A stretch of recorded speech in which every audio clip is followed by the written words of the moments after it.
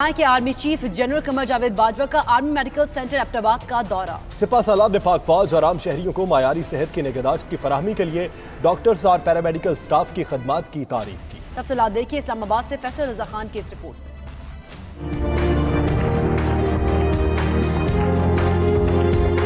Chief of army staff general Qamar Javed Bajwa ने एबटाबाद में army medical centre का दौरा किया। उन्होंने यादगार शोहदा पर फूलों की चादर चढ़ाई और फातह खानी की। इस मौका पर लेफ्टिनेंट जनरल खबर रहमान को AMC के कर्नल कमांडेंट का बैज भी लगाया।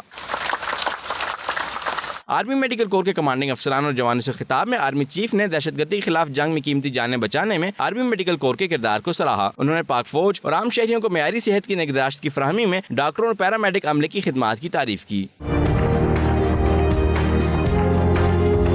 इस मौके पर सबकदोश होने वाले colonel commandant lieutenant general Zahid Hamid, हाजिर सर्विस और रिटायर्ड अफसरान और आर्मी मेडिकल कोर के सिपाही मौजूद थे। फैसल रजा, 92 न्यूज़, इस्लामाबाद।